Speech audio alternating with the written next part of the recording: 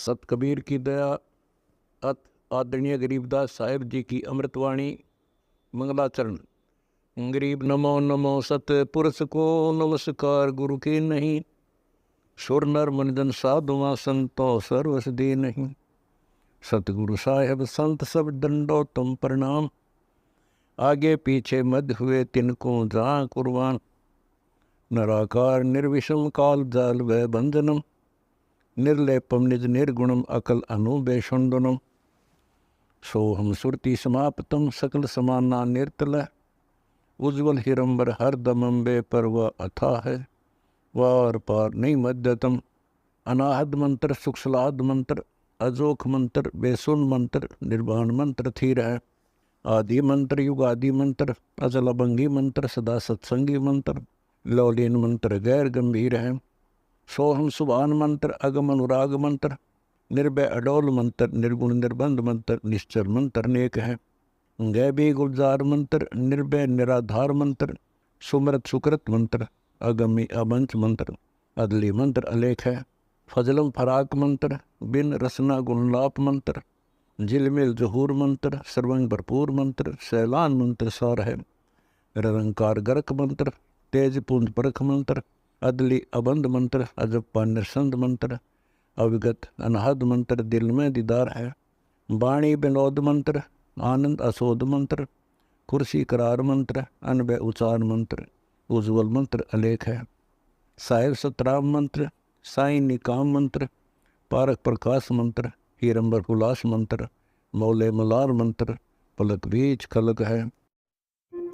कौन ब्रह्मा का पिता है, कौन विष्णु की माँ, शंकर का दादा कौन है, हमको कूदे बता। यह जानने के लिए कृपया सुनिए जगत गुरु तत्वदर्शी संत रामपाल जी महाराज के। रस्ते में चार संत भगत आगे,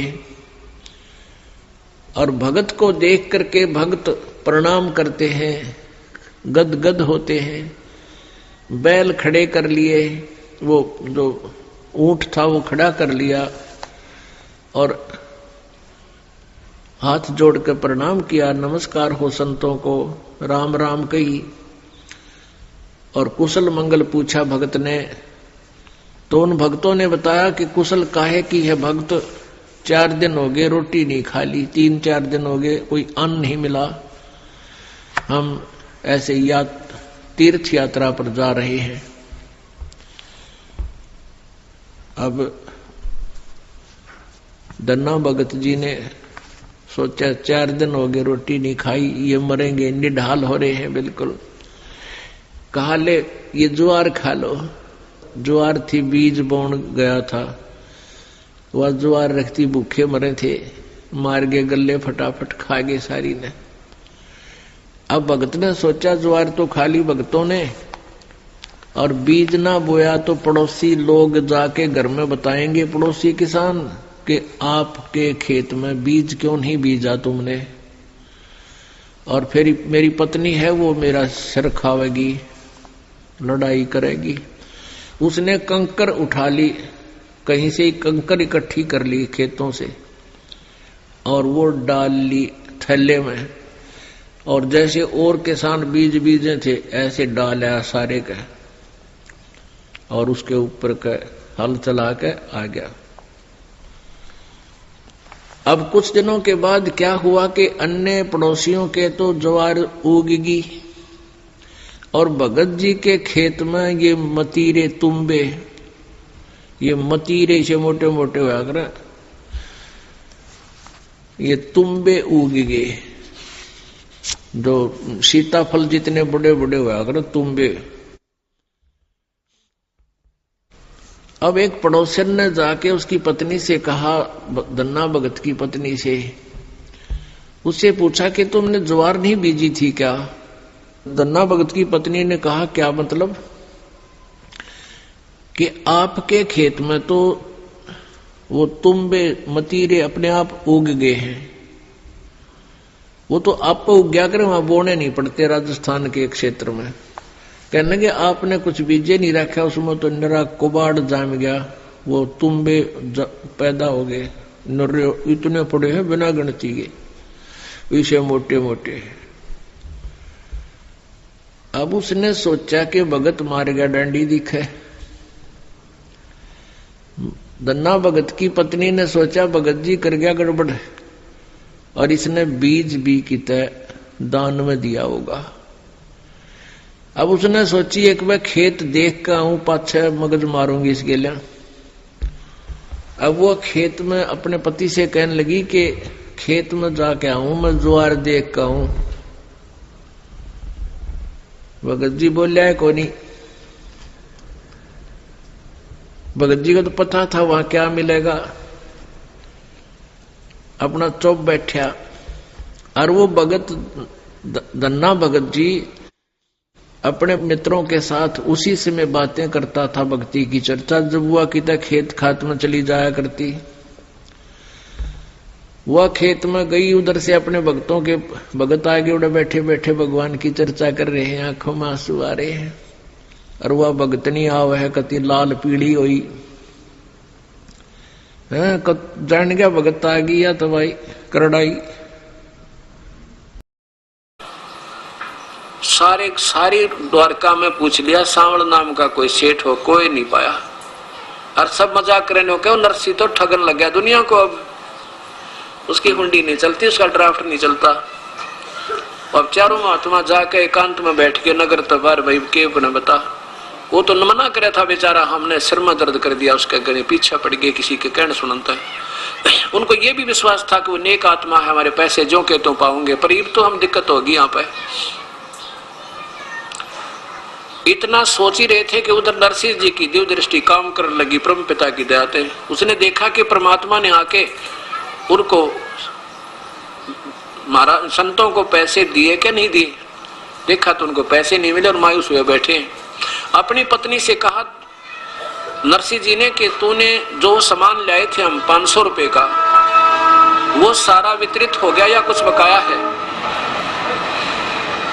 लगी जी थोड़ा सा आटा बचा है, ऐसा होगा तो 2-4 रोटियां बन जा। और वो कौन सा बचा, वो पलोथन का। पलोथन क्या होता था, पहले रोटी बनाने के लिए बनाते थे गोल गोल सी लोई, और उसको सूखे आटे में लगा लगा कर रोटी बनाती थे। अब काफी भंडारा हुआ था, उसमें थोड़ा सा आटा बच गया, जिसमें 4 रोटियां बन जा। वो कहने लगे जी वो पलोथन यानी थोड़ा सा आटा बचा है 4 रोटियों के का, और तो सारा भंडारा लगा दिया। तो उसने कहा नरसिंह ने 4 रोटी बना। यह तो आट लाग रही थी अभी तक, इसलिए भगवान प्रकट नहीं हो पा रहे थे।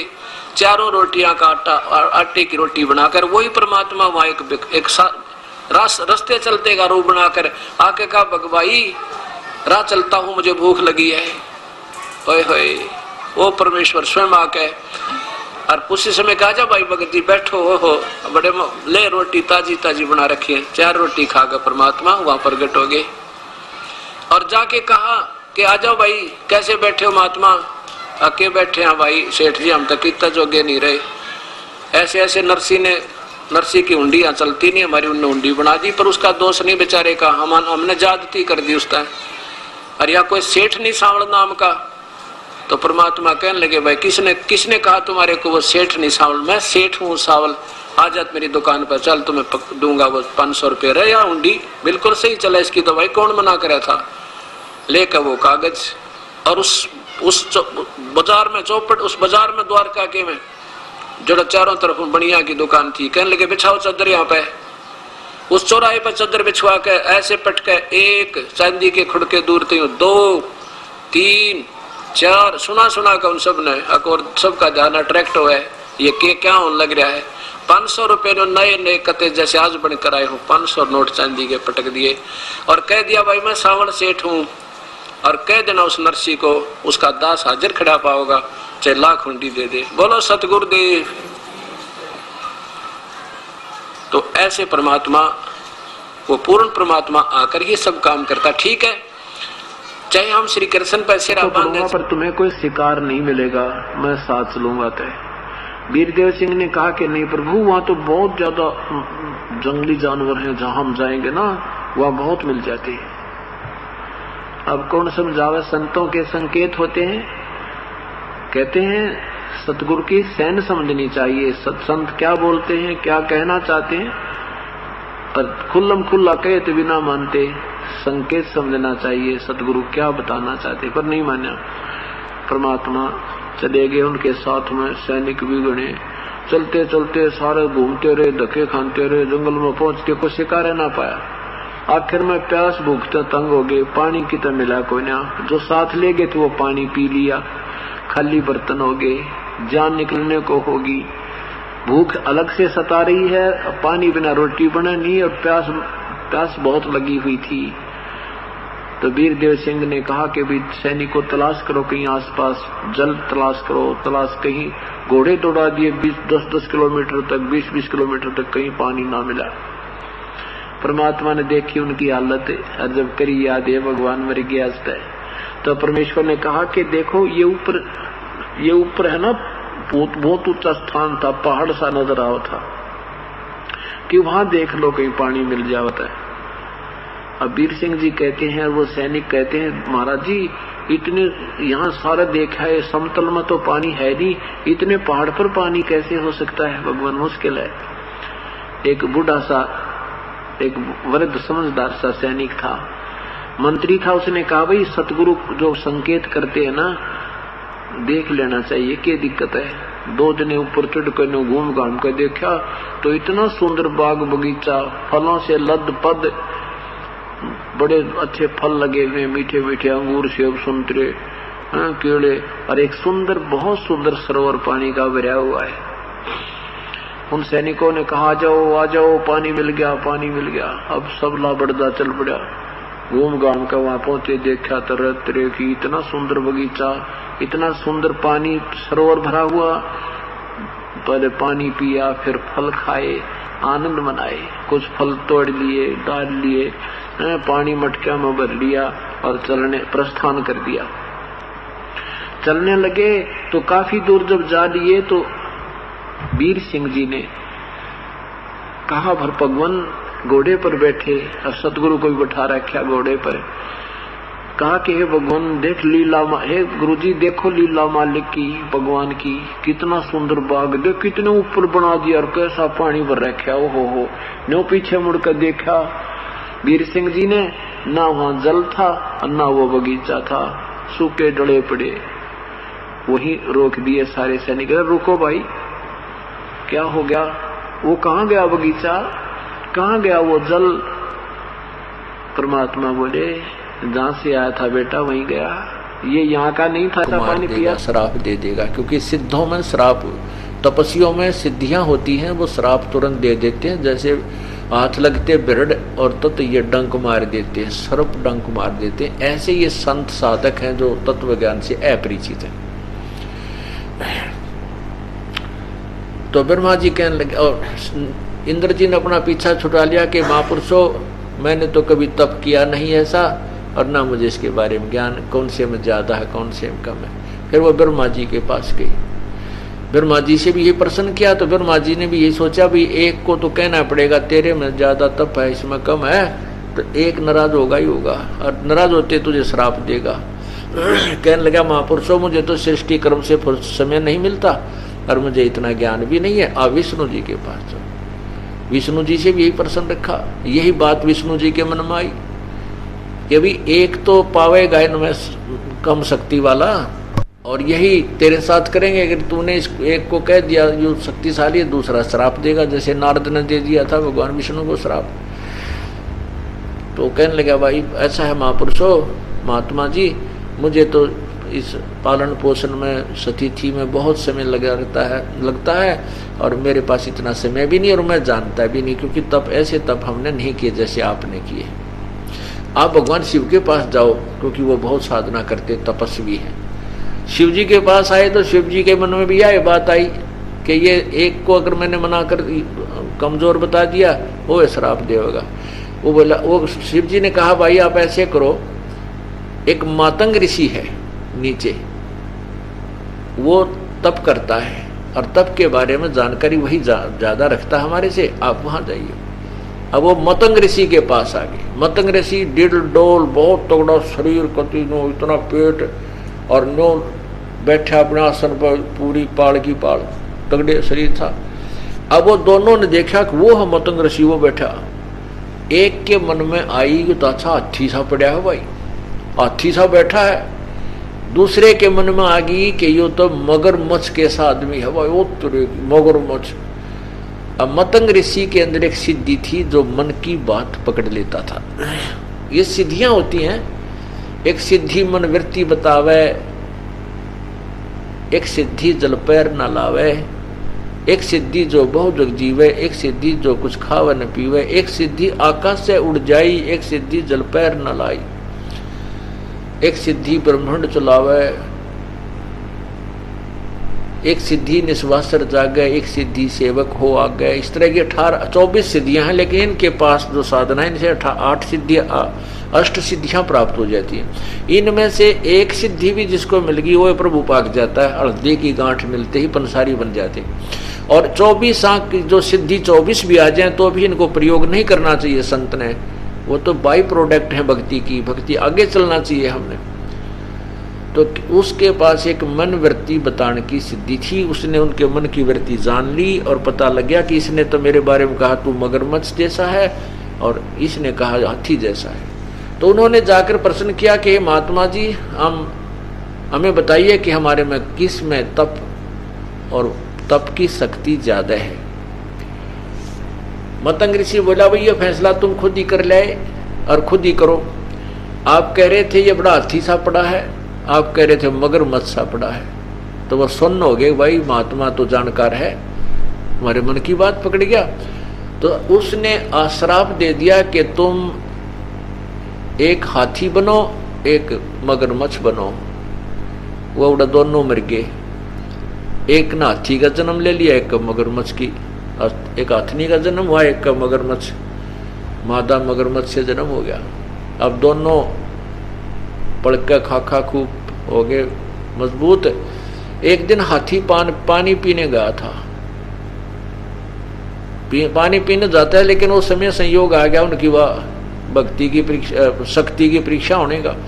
जो ही उसने पानी पीने के लिए हाथी ने दरिया में पैर रखा तो उस मगरमच्छ जो बन रहा था उसका साथी उसने पकड़ लिया और मगरमच्छ हाथी को पानी में जल में खींच रहा है, मगर हाथी मगरमच्छ को बाहर खींच रहा है कि दोनों ताकतवर थे।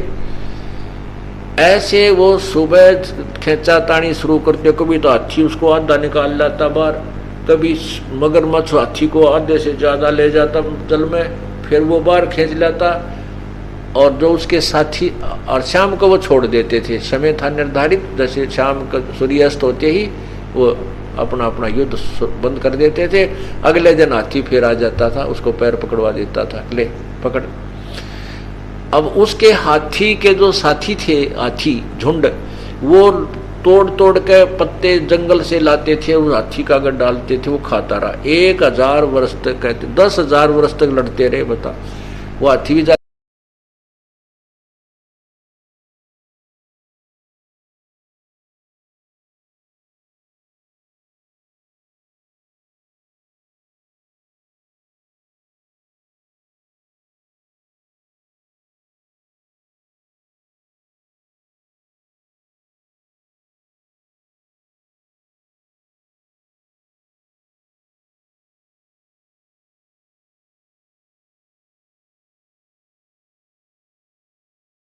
परमात्मा की कथा सुनो, परमात्मा की कथा की चर्चा करो। इसके अतिरिक्त जो भी बातें करते हो, सुनते हो, वह सब व्यर्थ है। ऐसे ही आध्यात्मिक वीडियो देखने के लिए हमारे चैनल विश्व विजेता संत रामपाल जी महाराज को